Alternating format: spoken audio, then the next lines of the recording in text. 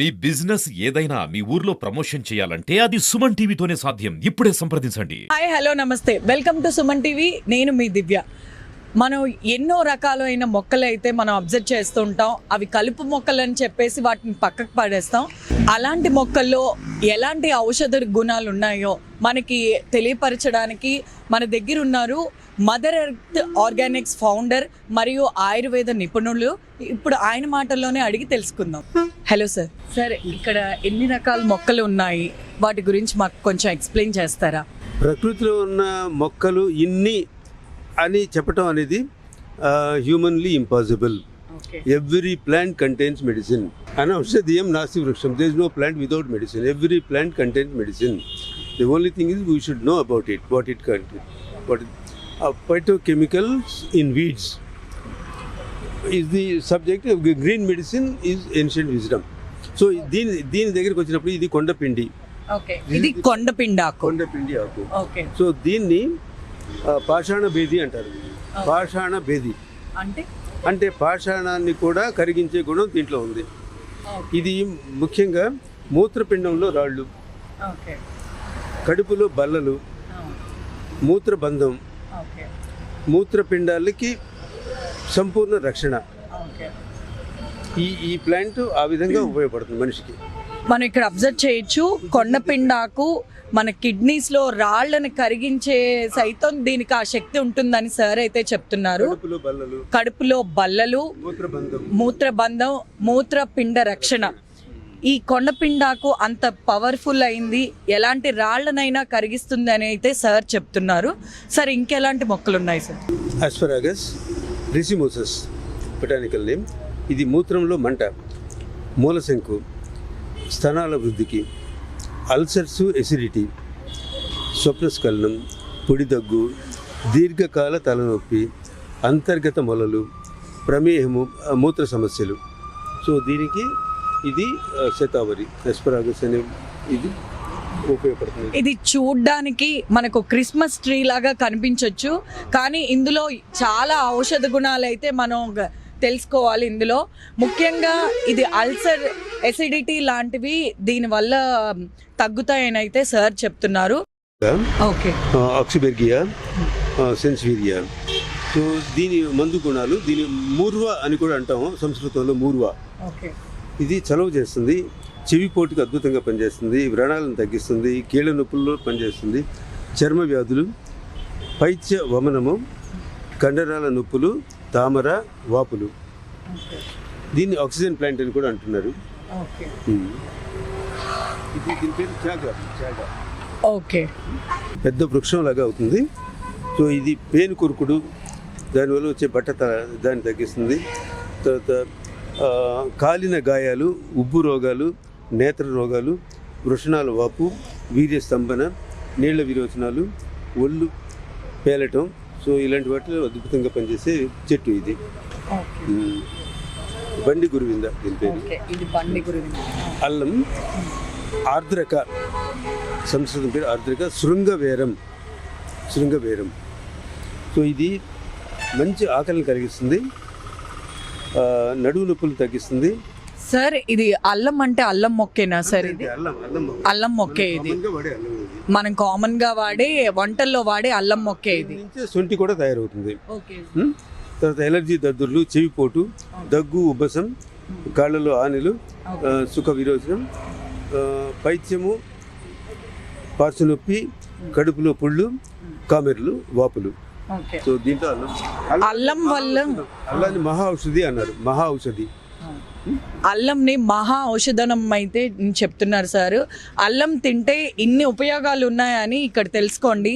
ఆకలి వేస్తుంది, నడువు నొప్పి తగ్గుతుంది, ఎలర్జీ ఉన్న వాటిల్లో కూడా ఈ అల్లం మొక్కనైతే యూజ్ చేస్తారు. అలాగే చెవి పొట్టు, ఇంకా రకరకాల వాటికి అల్లం అయితే చాలా ఉపయోగపడుతుందని సార్ చెప్తున్నారు. ఇది ఉత్తరేణి మొక్క అండి. ఇది ఈ అపమార్గ అక్రాంతస్ ఆస్పెరా, బొటానికల్ నేమ్ అక్రాంతస్ ఆస్పెరా. ఇది రక్తస్రావాన్ని అరికడుతుంది, మూల శంకను తగ్గిస్తుంది, మంచి నిద్రకు ఉపయోగపడుతుంది, కామెర్లు, పళ్ళు దృఢంగా ఉండడానికి, ఋతుస్రావం కంట్రోల్కి, పంటి నొప్పులు, తెల్లబట్ట, కళ్ళ మంటలు, ఆకలి తగ్గించడానికి. ఓకే సార్, ఈ టబ్బులో పెంచుతున్నారు కదా, ఈ వాటర్లో పెరుగుతున్న మొక్క పేరు ఏంటి సార్? ఇది అంతర తామర. అంతర తామర అంటారు. దీన్నే జలకుంభి, జలకుంభి అని కూడా అంటారమ్మా. ఇది అరేసి, దీని సమూలం వాడతారు మెడిసిన్లో. దాని ఉపయోగాలు థైరాయిడ్ తగ్గిస్తుంది. థైరాయిడ్ని మనం గలగండం అంటారు, గలగండం. దీన్ని ఎలా వాడాలి సార్ థైరాయిడ్ తగ్గడానికంటే?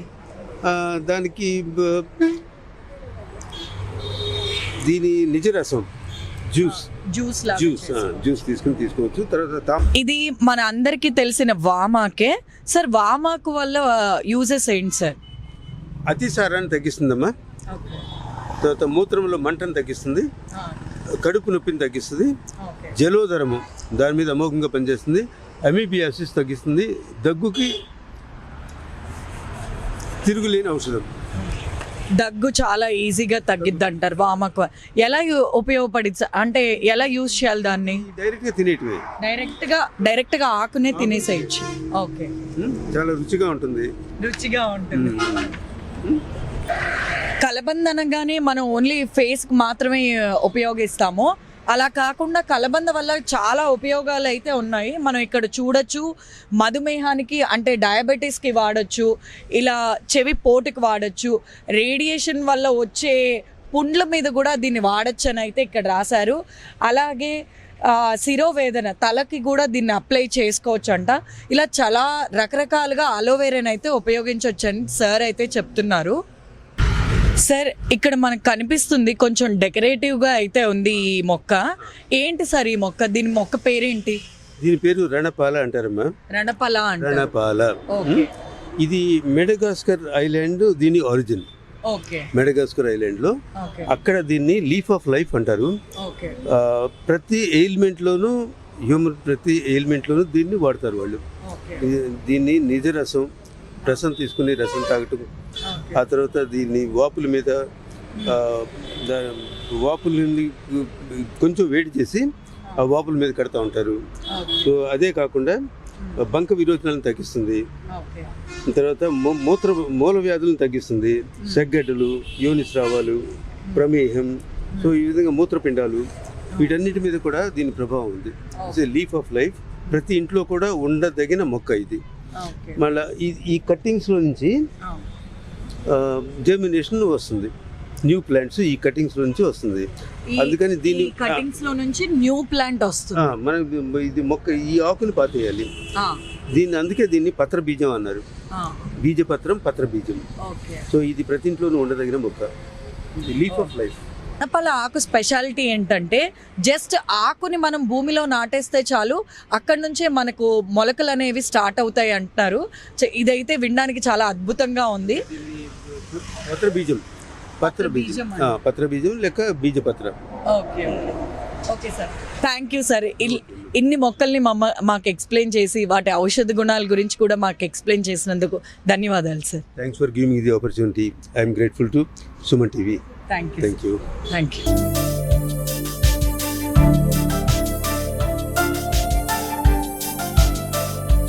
మరిన్ని కొత్త వీడియోలతో మీ ముందుకుంటాను.